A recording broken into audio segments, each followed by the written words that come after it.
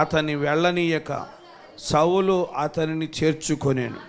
దావీదు తనకు ప్రాణ స్నేహితుడని భావించుకొని అతన్ని ప్రేమించుచు యోనాతాను అతనితో నిబంధన చేసుకొనెను.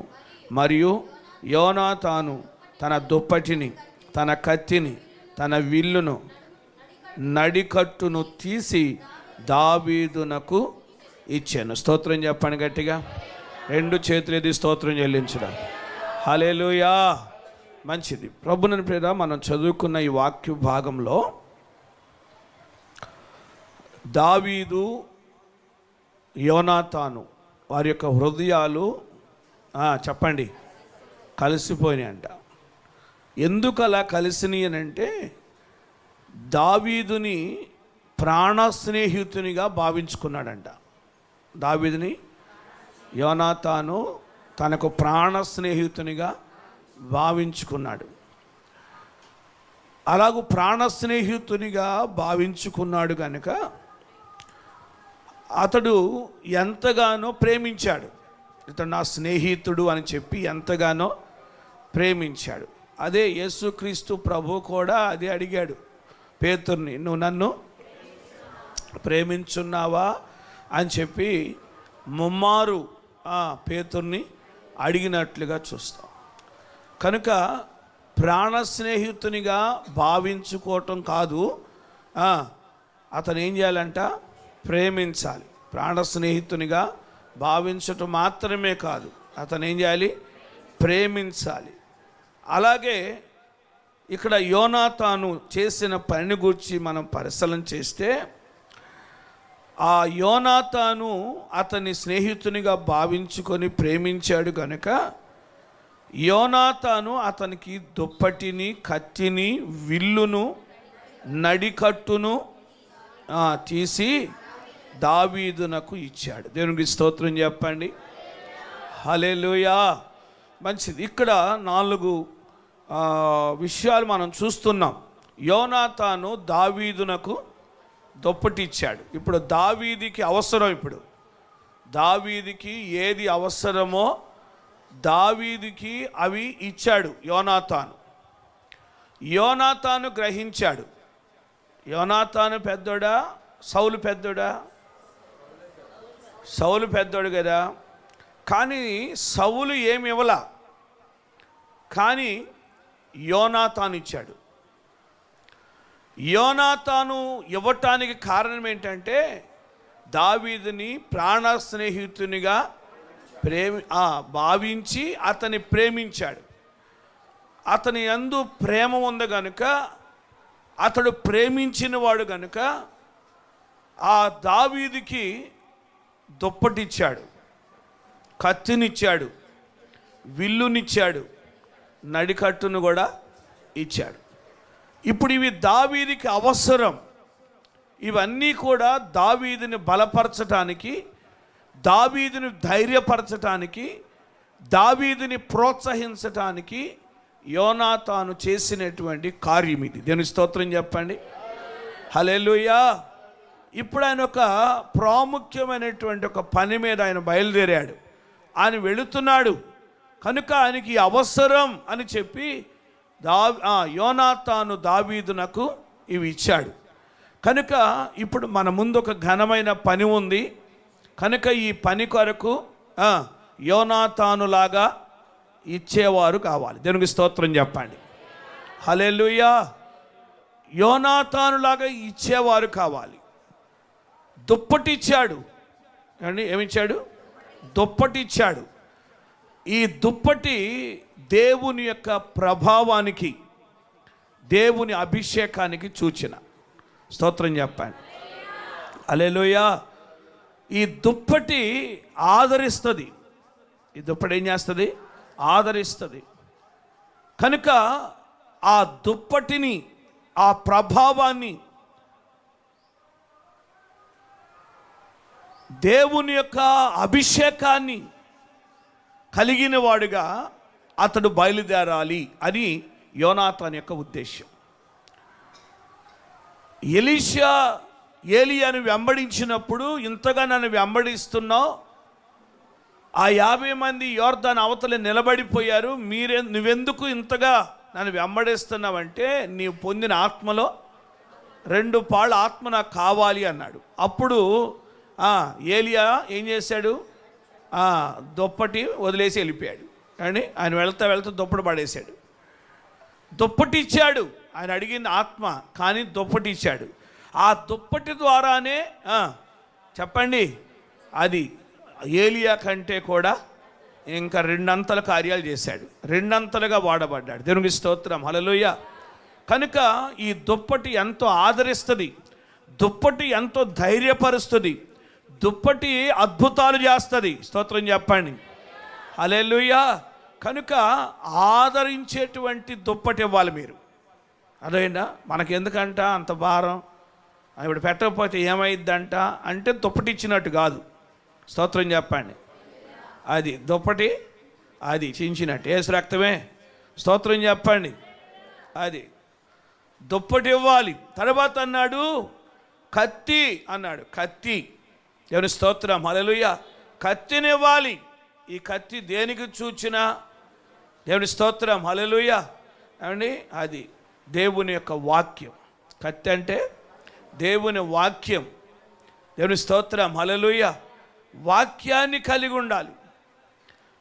ఈ వాక్యము చేత నడిపించబడాలి, వాక్యము చేత ముందుకు వెళ్ళాలి అనేటువంటి ఆలోచనతో అతడు ఆ కత్తిని ఇచ్చాడు. దేవునికి స్తోత్రం చెప్పండి. ఈ కత్తి ఉంటే ఎదుట ఎంత శత్రువు ఉన్నా చెప్పండి జయించవచ్చు, పోరాడవచ్చు. దేవునికి స్తోత్రం. కత్తి లేకపోతే చెప్పండి, దేవునికి స్తోత్రం. కనుక దేవుని వాక్యం అనే కత్తి ఎంతైనా అవసరం. తర్వాత అన్నాడు విల్లు కావాలి అన్నాడు. ఏం కావాలంట? అది విల్లు. ఇది గురి. విల్లు దేనికి చూచినంటే గురికి చూచిన. గురి వద్దకే నేను పరిగెత్తుచున్నాను అంటాడు పౌలు. గురి వద్దకే నేను పరిగెడుతున్నాను అంటాడు. కనుక మనకు ఒక గురి ఉంది. దేవుని స్తోత్రం. ఆ గురి వద్దకు మనం వెళ్ళాలి. ఒక విల్లు, ఒక బాణం దూసుకొని వెళ్ళినట్లుగా మనము దూసుకొని వెళ్ళాలి. దేవునికి స్తోత్రం, హల్లెలూయా. ఆగిపోకూడదు. దేవుని స్తోత్రం. కనుక విల్లు కూడా అతనికి ఇచ్చాడు. తర్వాత నడికట్టు ఇచ్చాడు. ఈ నడికట్టు బలానికి సూచన. నడికట్టు బలానికి సూచన, చక్కగా నిలబడటానికి. దేవుని స్తోత్రం, హల్లెలూయా, హల్లెలూయా. ఇంత పని ఉంది, ఇంత కష్టం ఉంది, ఇంత శ్రమ ఉంది, ఇంత భారం ఉంది అని దిగులు పడి వంగిపోయే పరిస్థితులు కాకుండా నడుము కట్టుకొని నిలబడటానికి. దేవుని స్తోత్రం, హల్లెలూయా. చెరసాల్లో ఏమంటే హాయిగా నిద్రపోతున్నాడు ఆయన. యేసు రక్తమే. స్తోత్రం. హాయిగా నిద్రపోతుంటే దోతొచ్చి తట్టి లేపి నడుము కట్టుకో, చెప్పులు తొడుక్కో, బయలుదేరన్నాడు. దేవుని స్తోత్రం, హల్లెలూయా. ఎవరిని? పేతురుని. ఇక పేతురు లేచి నడుము కట్టుకొని ఆయన బయలుదేరి వెళతా ఉన్నాడు. దేవునికి స్తోత్రం చెప్పండి. నడుము బలానికి చూచిన, నడుము నడికట్టు బలానికి చూచిన. ఆ నడికట్టు కావాలి. మనం వంగిపోకుండా, మనం పడిపోకుండా, మనం ఆగిపోకుండా, మనం కృంగిపోకుండా ఉండాలి అని అంటే ఏముండాలి? నడికట్టు. నడికట్టు ఉంటేనే బలం. దేవుని స్తోత్రం చెప్పండి గట్టిగా.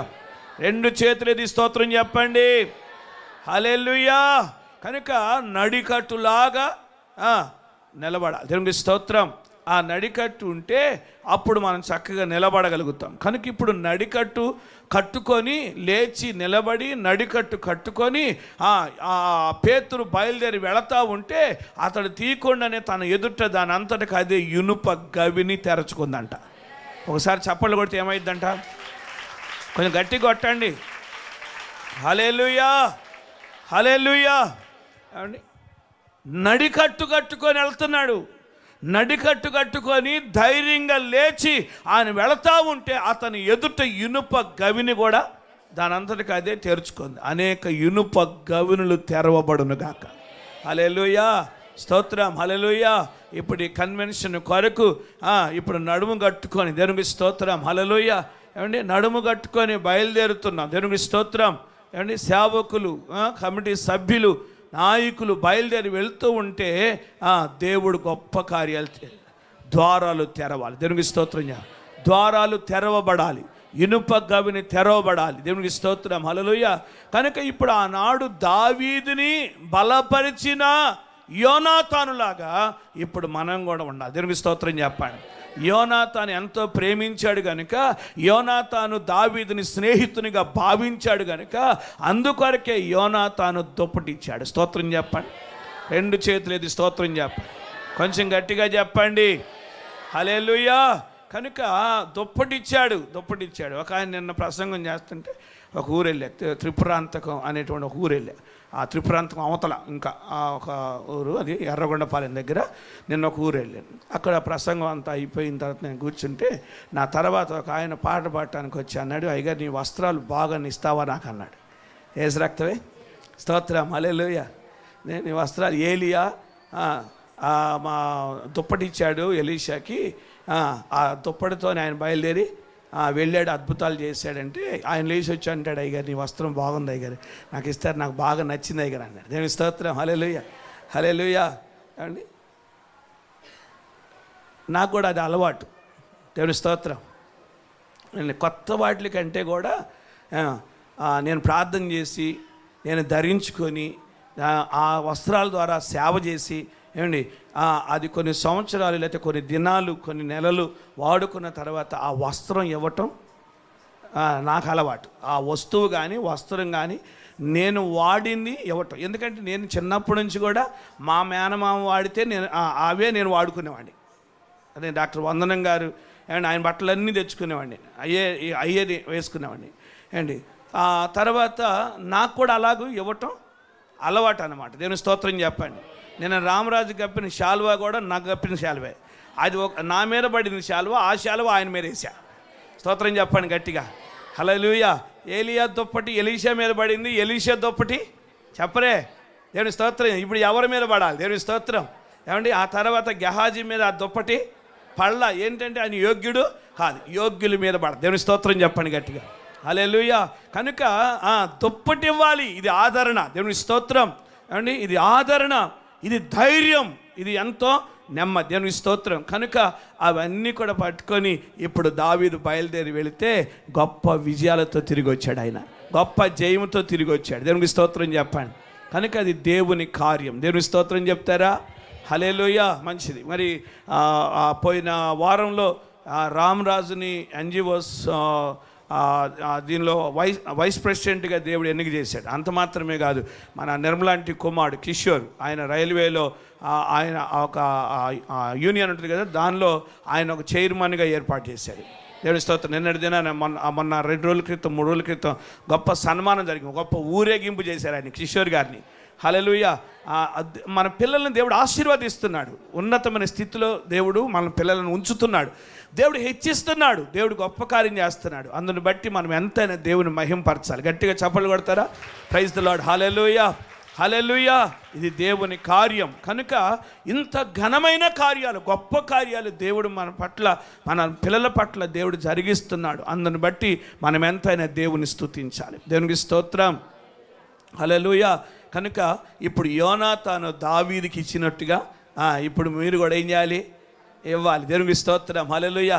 దుప్పటి ఇచ్చేవాళ్ళు దుప్పటి, కత్తి ఇచ్చేవాళ్ళు కత్తి, విల్లు ఇచ్చేవాళ్ళు విల్లు. స్తోత్రం చెప్పండి. ఇంకా నడికట్టు ఇచ్చేవాళ్ళు నడికట్టు ఇవ్వండి. యేసు రక్తమే. ఉప్పు ఇచ్చేవాళ్ళు ఉప్పు, కందిపప్పు ఇచ్చేవాళ్ళు కందిపప్పు, యేసు రక్తమే. బియ్యం ఇచ్చేవాళ్ళు బియ్యం, నూనె ఇచ్చేవాళ్ళు నూనె. చెప్పరే. దేవుని స్తోత్రం. ఏమండి ధనం ఇచ్చేవాళ్ళు ధనం. దేవుని స్తోత్రం. గ్యాస్ ఇచ్చేవాళ్ళు గ్యాస్ అంట. దేవుని స్తోత్రం. ఎవరు ఏది ఇవ్వగలుగుతారు? ఏది ఇచ్చినా అది ఆదరణే, ఏది ఇచ్చినా అది ధైర్యమే. ఇది వచ్చింది అనే ధైర్యం ఉంటుంది. దేవుని స్తోత్రం. ఇది ఉంది అనే ధైర్యం. నువ్వు ఏదైనా ఇచ్చావనుకో వెంటనే ధైర్యం వస్తుంది మాకు. ఏమని? ఇది ఉంది, ఇది ఉంది, ఇది కొరత లేదు అని అనిపిస్తుంది. దేవుని స్తోత్రం. నువ్వు బియ్యం ఇచ్చావనుకో బియ్యం ఉన్నాయి. దేవుని స్తోత్రం. ఆయన ఒక ధైర్యం అనమాట. ఒక నూనె ఇచ్చావనుకో నూనె ఉంది అనే ధైర్యం ఉంటుంది. దేవుని స్తోత్రం. కనుక అలాగే ఇవ్వాలి. ఆనాడు యోనాతాను దావీదుని ఎలాగూ బలపరిచాడో, ఎలాగూ ప్రేమించి అతని ప్రాణ స్నేహితునిగా ఎంచుకొని ఎలాగూ అతనికి దుప్పటి, కత్తి, నడికట్టు చెప్పండి విల్లు ఇచ్చి పంపించాడో, అలాగే మనం కూడా ఈ పని కొరకు ఇవ్వాలి. దేవునికి స్తోత్రం. హల్లెలూయా, హల్లెలూయా. ఇక్కడ నడుము కట్టుకొని బయలుదేరి వెళ్తే దేవుని స్తోత్రం, అక్కడ విజయం పొంది రావాలి. ఎక్కడ? దేవుడి స్తోత్రం, హల్లెలూయా. ఇప్పుడు మీరు ఇచ్చే వాటిని ఇక్కడి నుంచి అక్కడికి వెళ్ళి అక్కడ విజయం పొంది రావాలి. దేవుని పని జరిగించి రావాలి. దేవుని కార్యం అక్కడ జరగాలి. ఆత్మల రక్షణ అక్కడ జరగాలి. దేవుని స్తోత్రం. నశించిపోతున్న ఆత్మల రక్షణ అక్కడ జరగాలి. అక్కడ అద్భుతాలు జరగాలి. అక్కడ స్వస్థతలు జరగాలి. అక్కడ మహత్కార్యాలు జరగాలి. దేవునికి స్తోత్రం చెప్పండి గట్టిగా, హల్లెలూయా.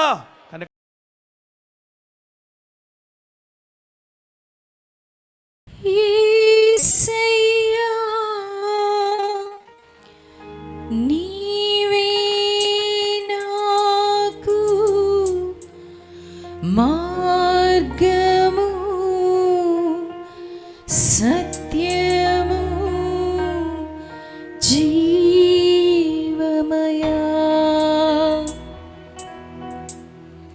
నిన్ను విడచి ఉండలేనయ్యా, నీ ప్రేమను మరువలేనయ్యా, నిన్ను విడచి ఉండలేనయ్యా, నీ ప్రేమను మరువలేనయ్యా. నన్ను ప్రేమించెను, నన్ను విడిపించెను, నన్ను దీవించెను, నన్ను బ్రతికించెను, అనుక్షణము రక్షించెను. యేసు అనుక్షణము రక్షించెను, అనుక్షణము రక్షించెను. యేసు నన్ను అనుక్షణము రక్షించెను. నా దేవుడు గొప్ప దేవుడు, నా యేసయ్య ప్రేమామయుడు. నా దేవుడు గొప్ప దేవుడు, నా యేసయ్య ప్రేమామయుడు. నిన్ను విడచి ఉండలేనయ్యా, నీ ప్రేమను మరువలేనయ్యా, నిన్ను విడచి ఉండలేనయ్యా, నీ ప్రేమను మరువలేనయ్యా.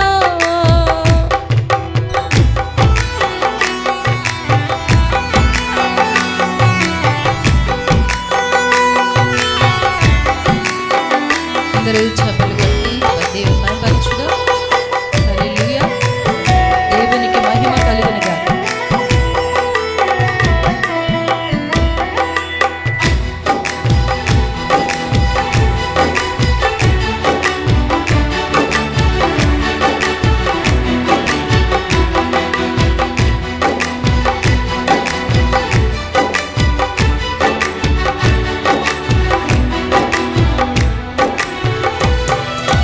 నా శత్రువులే నన్ను చుట్టుముట్టినా, కారు చీకటి నన్ను కమ్మివేసినా,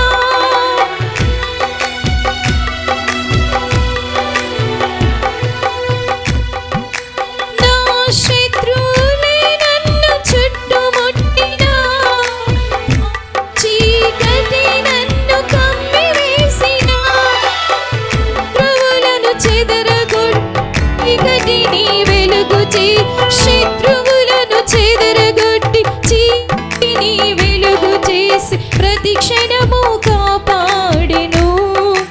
యేసు నన్ను ప్రతి క్షణము కాపాడెను. నా దేవుడు గొప్ప దేవుడు, నా యేసయ్య ప్రేమామయుడు. నా దేవుడు గొప్ప దేవుడు, నా యేసయ్య ప్రేమామయుడు. నిన్ను విడచి ఉండలేనయ్యా, నీ ప్రేమ